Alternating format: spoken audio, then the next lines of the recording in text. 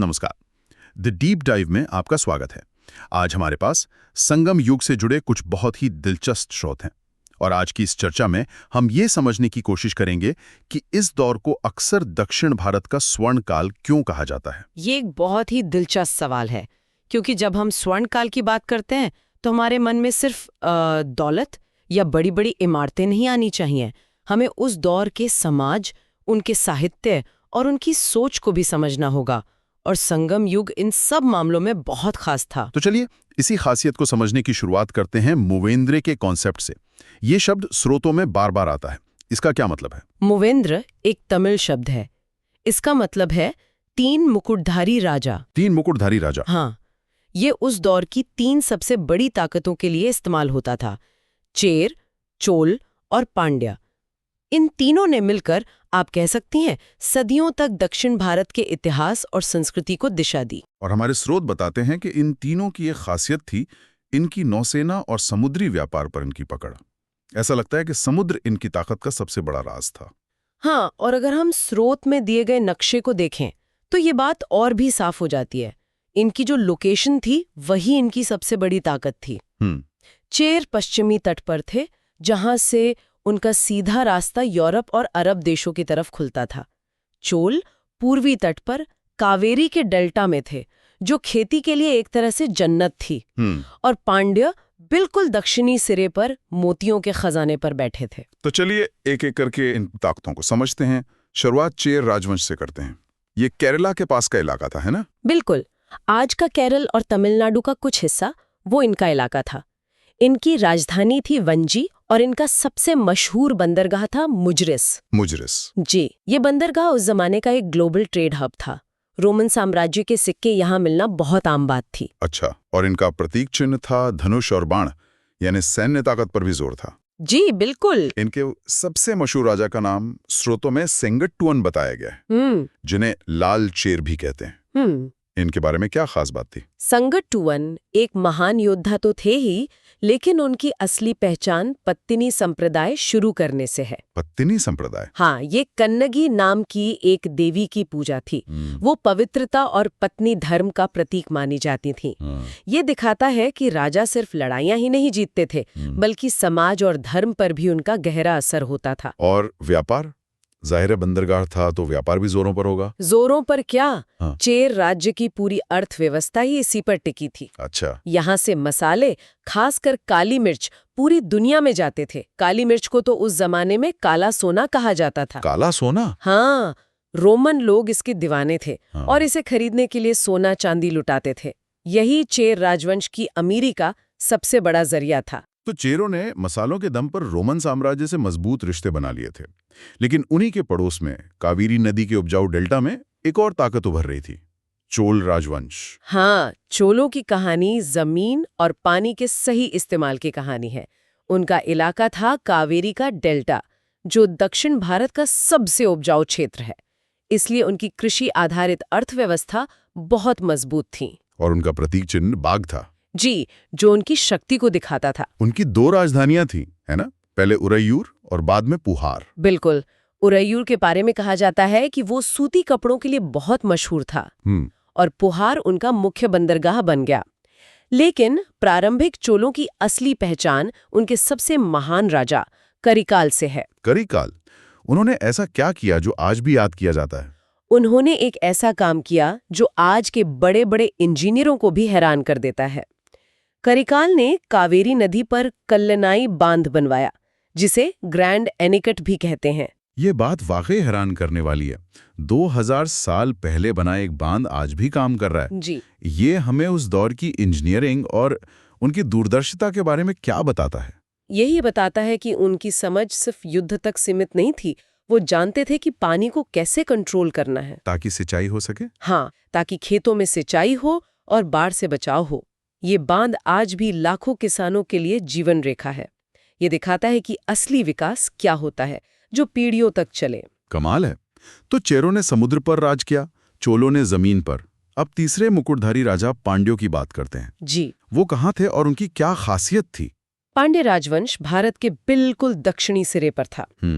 उनकी राजधानी थी मदुरै, मदुरै, जो सिर्फ एक राजनीतिक केंद्र नहीं था, बल्कि तमिल संस्कृति, कला और साहित्य का सबसे बड़ा गढ़ था। उनका प्रतीक चिन्ह मछली थी। मदुरई और संगम सभाएं, ये दोनों नाम हमेशा साथ लिए जाते हैं। ये विद्वान, बुद्धिजीवी सब इकट्ठा होते थे। अच्छा। अपनी रचनाएं सुनाते थे, उन पर चर्चा करते थे। इसी वजह से उस पूरे दौर के साहित्य को हम संगम साहित्य कहते हैं। ये पांड्यों की सबसे बड़ी देन है। और उनके सबसे ताकतवर राजा थे नेडुंजेलियन। लेकिन पांड्यों की असली प्रसिद्धि तो किसी और चीज के लिए थी। हाँ, उनकी प्रसिद्धि थी मोतियों के लिए। मोती? जी, ये सिर्फ गहने नहीं थे, बल्कि उस दौर की लग्जरी करेंसी थे। रोमन साम्राज्य में इन मोतियों की जबरदस्त मांग थी।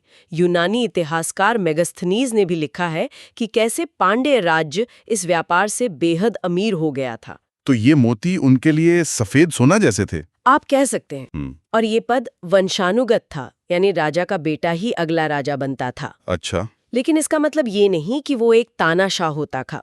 उसकी असली शक्ति इस बात पर निर्भर करती थी कि वो युद्ध में कितना कुशल है और प्रजा को कितना खुश रख पाता है। और सेना?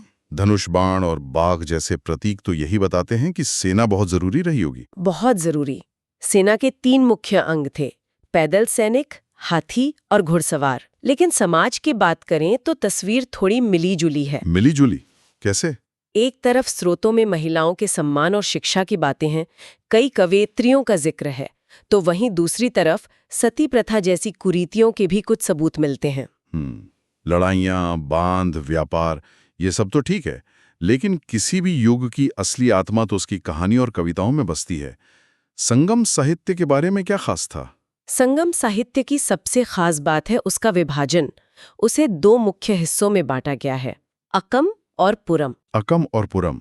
हाँ, तो अगम का मतलब है एक तरह से अंदर की दुनिया, जैसे प्यार, परिवार, निजी भावनाएं। बिल्कुल। और पुरम वो कविताएं हैं जो दुनिया के मामलों पर हैं, जैसे युद्ध, बहादुरी, राजनीति, राजा का दरबार। मतलब एक अंदर की दुनिया और दूसरी बाहर की। सही कहा। ये विभाजन हमें दिखाता है कि उस दौर के लोग जीवन को कितनी गहराई से समझते थे। वो जानते थे कि इंसान की निजी और सार्वजनिक जिंदगी दोनों का अपना महत्व है। और इन कविताओं के संग्रह को एट्टुतोके कहा जाता है, यानी 8 किताबों का संग्रह। जी, और इन 8 में से इतिहासकारों के लिए एक किताब सोने की खान जैसी है, पुराणानुरु। पुराणानुरु? इसका मतलब है बाहरी जीवन पर 400 कविताएं।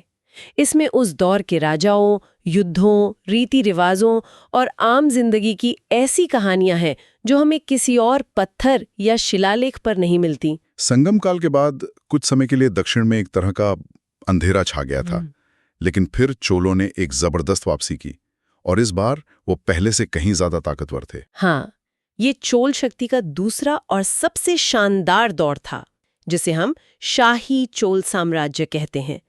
इस साम्राज्य के असली संस्थापक थे राजराज प्रथम। राजराज प्रथम। उन्होंने चोलों को एक ऐसी ताकत बना दिया जिसने न केवल पूरे दक्षिण भारत बल्कि समुद्र पार श्रीलंका और दक्षिण पूर्व एशिया तक अपना दबदबा कायम किया। और उनके बाद आए उनके बेटे राजेंद्र प्रथम।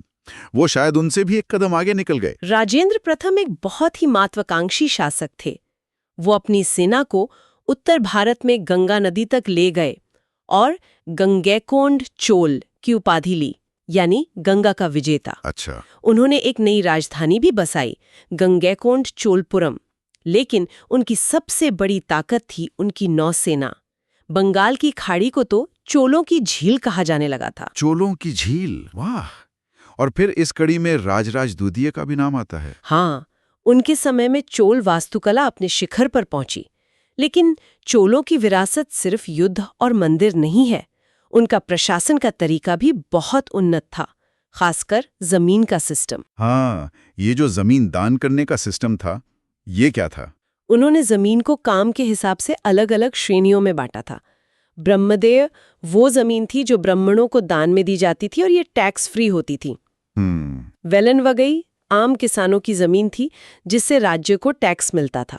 और सबसे दिलचस्प मुझे शाला भोग लगा, मतलब स्कूलों और पाठशालाओं के रखरखाव के लिए जमीन। बिल्कुल, ये एक तरह से शिक्षा के लिए सरकारी ग्रांट थी। इसके अलावा देवदान यानी मंदिरों के लिए दी गई जमीन और पल्ली छंदम जो जैन संस्थानों के लिए दी गई भूमि थी। ये दिखाता है कि समाज को चलाने के लिए उन्होंने कितना व्यवस्थित सिस्टम बनाया था। जी, जिसमें शिक्षा, धर्म और कृषि सबका ध्यान रखा गया था। और इस व्यवस्था की दौलत से उन्होंने जो बनवाया वो आज भी दुनिया को हैरान करता है।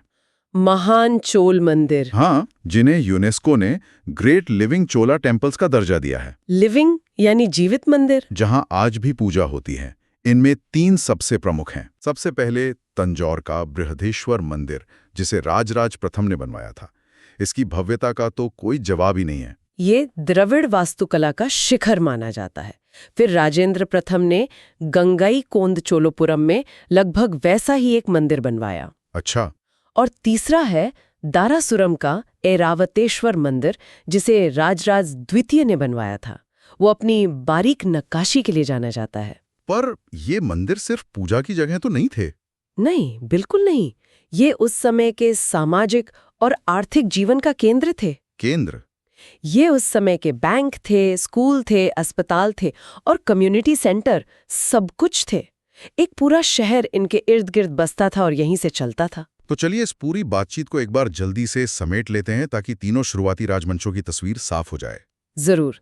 तो सबसे पहले चेर, जिनका प्रतीक था धनुष बाण, राजधानी वंजी थी और वो मसालों और रोमन व्यापार के लिए जाने जाते थे। फिर आए चोल, प्रतीक था बाघ, राजधानी उर्योयूर या पुहार, और उनकी पहचान थी उपजाऊ जमीन, कल्लनई जैसा महान बांध और उनकी शक्तिशाली नौसेना। और अंत में पांड्या, जिनका प्रतीक मछली, राजधानी मदुरै और वो मोतियों के व्यापार और तमिल संगम की मेजबानी के लिए प्रसिद्ध थे। ये सारांश वाकई तीनों की अलग अलग शक्तियों को साफ कर देता है। एक समुद्र का राजा था, दूसरा जमीन का और तीसरा संस्कृति और दौलत का। बिल्कुल। और शायद इसीलिए उस दौर को स्वर्ण काल कहा जाता है, क्योंकि ये सिर्फ एक राजा की नहीं, बल्कि 3 अलग अलग तरह की सफलताओं की कहानी है जो एक साथ चल रही थी। इस पूरी चर्चा से एक बात तो साफ है कि संगम युग सिर्फ राजा महाराजाओं की कहानी नहीं है। ये इंजीनियरिंग, साहित्य, वैश्विक व्यापार और एक जटिल समाज की कहानी है। तो हमारे श्रोताओं के लिए सोचने वाली बात यह हो सकती है कि संगम युग के शासकों ने जो हजारों साल तक चलने वाले बांध और मंदिर बनाए और एक ऐसा साहित्य रचा जो आज भी जिंदा है, क्या आज के हमारे शासक और समाज निर्माता कोई ऐसी विरासत छोड़कर जा रहे हैं जो 2000 साल बाद भी लोगों के काम आएंगी या उन्हें प्रेरणा देगी? उम्मीद है कि संगम युग पर यह विस्तृत चर्चा आप सभी के लिए ज्ञानवर्धक रही होगी। अगर आपको ये जानकारी उपयोगी लगे तो कृपया इसे लाइक करें, हमारे चैनल को सब्सक्राइब करें, अपनी राय कमेंट में बताएं और इसे अपने दोस्तों के साथ शेयर करें। अगली चर्चा में फिर मिलेंगे। धन्यवाद।